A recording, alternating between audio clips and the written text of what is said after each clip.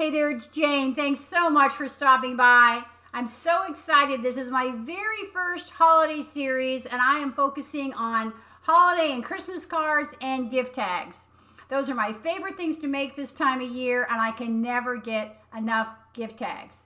Today we're going to start out with Avery Elle stamps and dies. I have quite a few examples, and let's get started.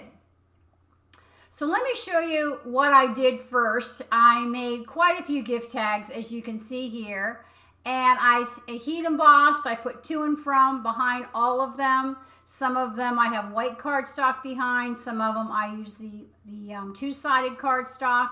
I used Avery Elle stamps and dies today, and I used red and green ink, and they have short tags and big tags and string and ho ho ho and fa la la, and I really enjoyed them. And I just made a bunch of components, and when I was all done stamping and heat embossing and die cutting, I put them all together.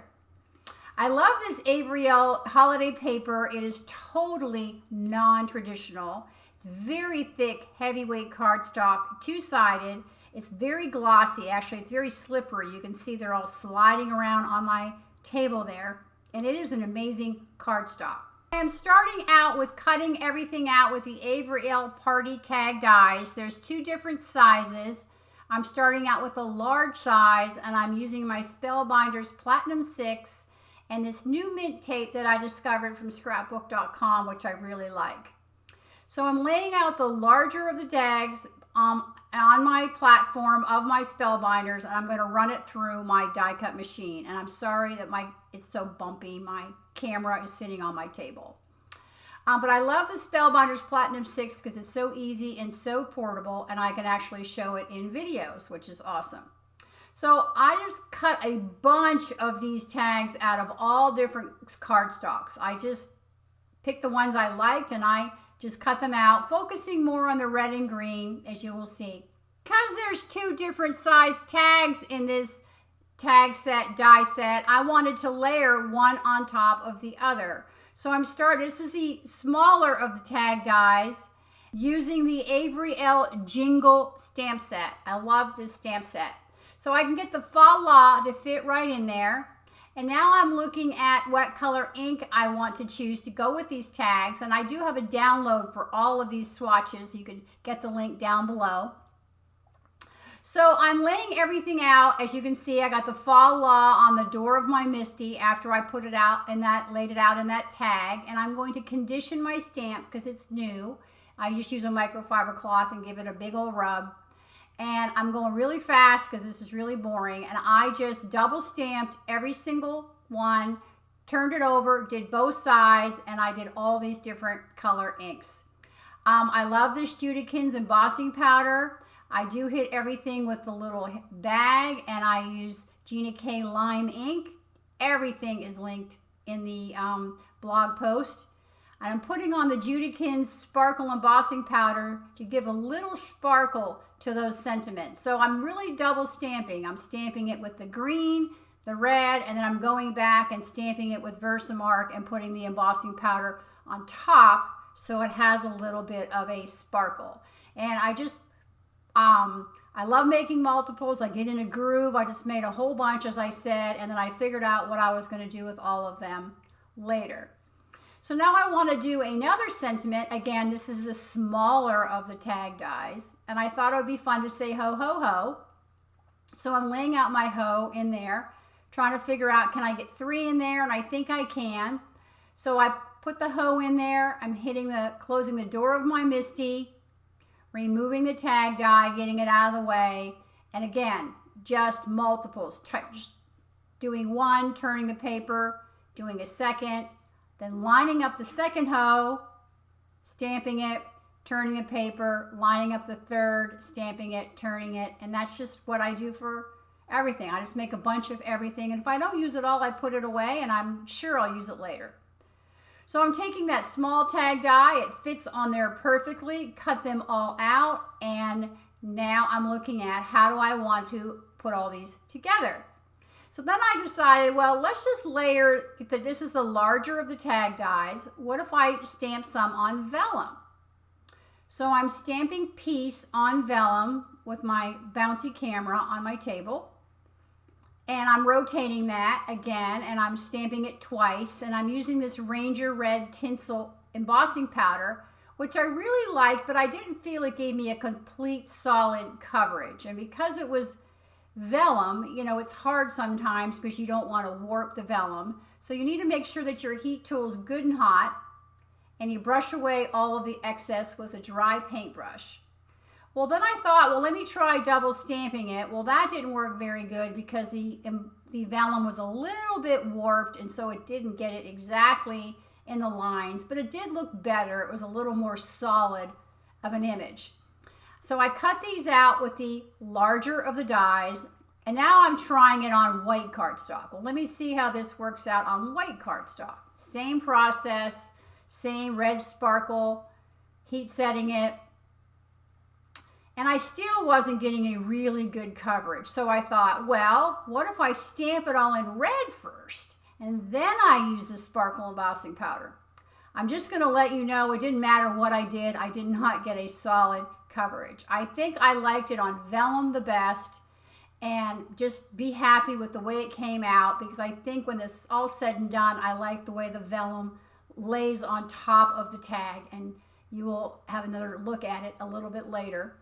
And then I stamp the piece, and then I'm lining up the On Earth on my table, and I'm hitting it with my acrylic block and conditioning the stamp because I have one chance to stamp it right since I'm not using the MISTI.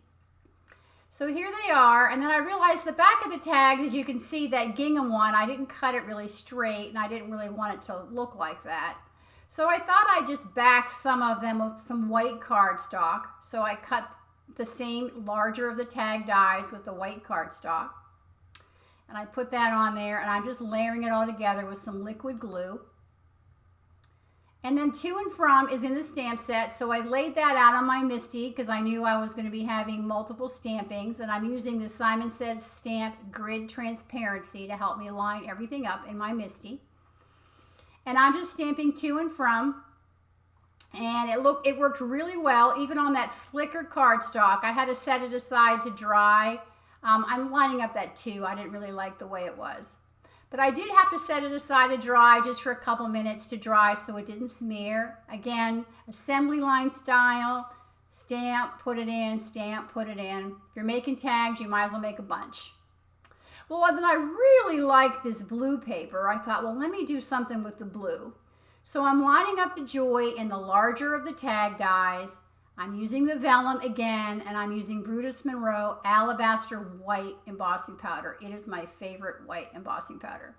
So I'm stamping Joy on both sides of the vellum, and I'm heat embossing it, and it came out really, really amazing and thick and no blank spaces. It's just an amazing product. But I wanted to write To the World, or stamp To the World on there, and I wanted to do it in black. So VersaFine black Onyx black ink is awesome because when you stamp it, it's a little bit wet. So you stamp it, I stamped all three, and then I used the Hero Arts clear ultra fine, and I embossed it on there, and it looks amazing. I choose to do it that way rather than use black embossing powder. It's not as messy and doesn't leave as many spots behind. So I dug through my stash. I have this blue twine from somewhere, and I cut all of my twine pieces to 14 inches. I put the, well, in this particular example, I put the folded end in first, but typically I put in the other ends, and I'll show you why. Well, either way, I'm going to show you the difference where the knot shows up in the tag. But aren't they really cute tags? You can either stick them down to your gift, or you can wrap it around your bow or your ribbon. So you can see, there's the knot. You see where the knot is on the front right there? It's showing on the front. Let me show you another example. Where you don't really see the knot. I prefer to see the knot.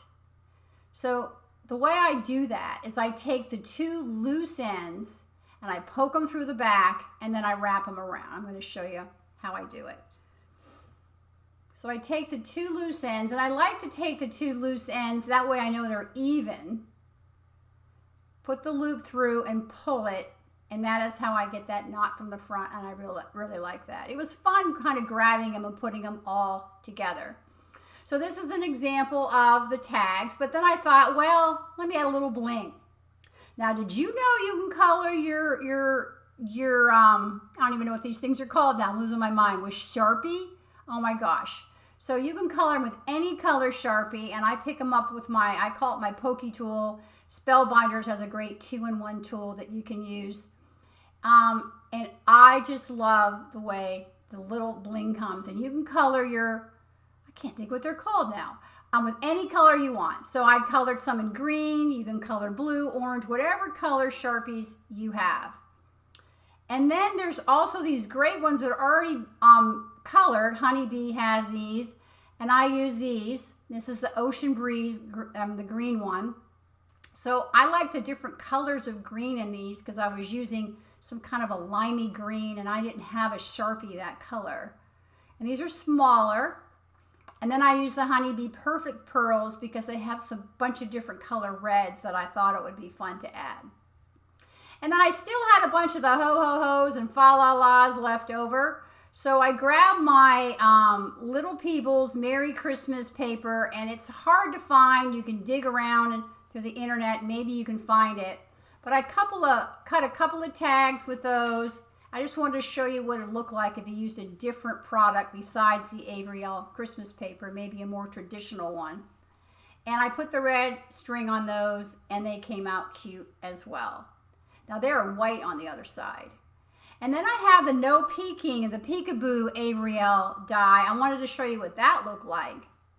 So I cut it out with some white cardstock, and I say you can save all the letters and use them for a future project. Then I cut the red out of the smaller of the tag dies, and I layered the No Peeking on top. Now I wanted tiny little dots of glue, and I made such tiny little dots of glue that nothing adhered, so I had to go back and glue it all a little bit again. I put the O, and I'm looking all over my desk trying to find that P. That is why that Crystal Catania is so helpful, because there's no way my fingers would be able to pick that up by themselves. That's so funny. Anyhow, I just think that came out really cute, and I stamped to and from on the back of that. I took them off the Misty and used my acrylic block because I'm a big girl and I know how to use an acrylic block. So here's an example of all the tags. Here's the red ones, the Fa-La ones, green. They all have to and from stamped on the back. I didn't forget to do that. All the different designs, red and green, twine. Here's the vellum ones. I think they came out beautiful. I love the vellum ones. I made 3 of the joys. I like the way they get snowflakes on the other side of those.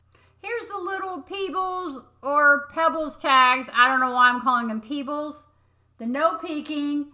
Thanks so much for stopping by. Go on out, make yourself your tags. These were so fun to make and very, very easy.